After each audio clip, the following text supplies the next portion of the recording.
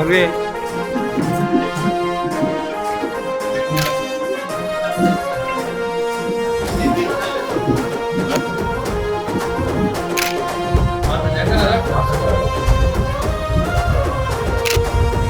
భూమిలో పొద్దు పొడుపులా కదిలినాడు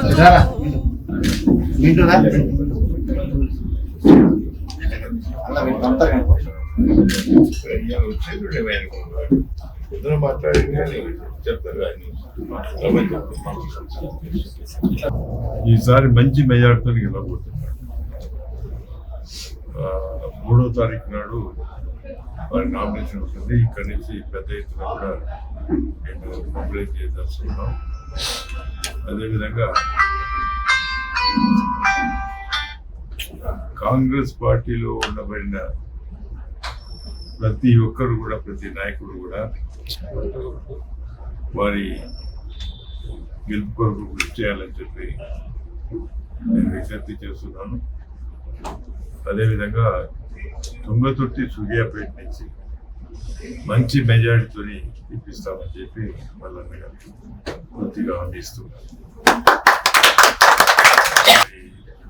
3వ తారీఖు నామినేషన్ ఉంది. దాని తర్వాత ఈ పార్లమెంట్ ఎన్నికల తర్వాత ప్రతి ఓటర్ను కలుసుకునే ప్రయత్నం చేస్తాం ఈ 2 నియోజకవర్గాలు.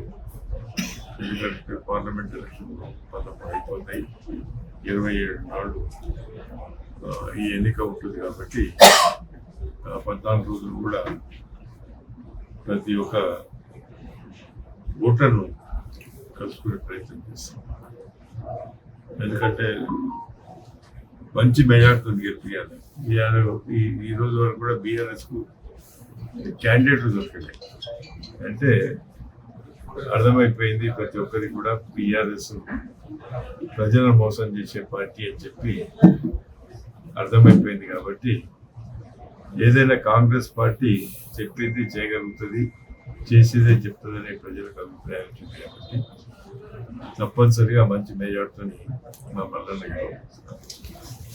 వరంగల్, నల్గొండ, ఖమ్మం పట్టభద్రుల ఎమ్మెల్సీ ఉప ఎన్నికలో కాంగ్రెస్ పార్టీ తరఫున నేను అభ్యర్థిగా ఖరారు కావడం జరిగింది.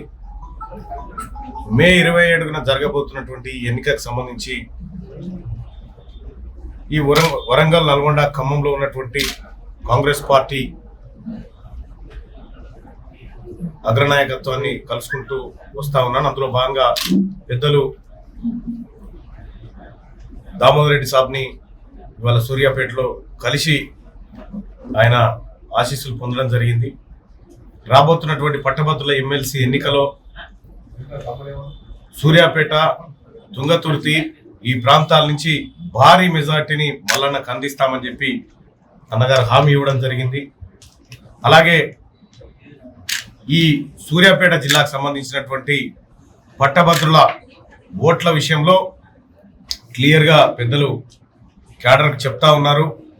ప్రతి ఓటర్ను కలిసి కిన్మార్ మల్లన్నకు మొదటి ప్రాధాన్యత ఓటు వేసే విధంగా మేము కృషి చేస్తామని చెప్పి ఇక్కడ ఉన్నటువంటి కాంగ్రెస్ పార్టీ కార్యకర్తలకు ఆయన చెప్తా ఉన్నారు. రామరెడ్డి దామోదర్ రెడ్డి గారి ఆశీస్సులతోని వరంగల్, నల్గొండ, ఖమ్మం పట్టభద్రుల ఎమ్మెల్సీ స్థానానికి ఈ నెల అంటే మే 3 తారీఖు రోజు నల్గొండలో నామినేషన్ వేయబోతా ఉన్నాం. ఈ కార్యక్రమానికి పెద్దల్ని ఆహ్వానించడానికి ఇక్కడికి రావడం జరిగింది. కాంగ్రెస్ పార్టీ కార్యకర్తలు భారీ స్థాయిలో పాల్గొని ఈ నామినేషన్ ఘట్టాన్ని విజయవంతం చేయాల్సిందిగా మనసారా కోరుకుంటున్నాం.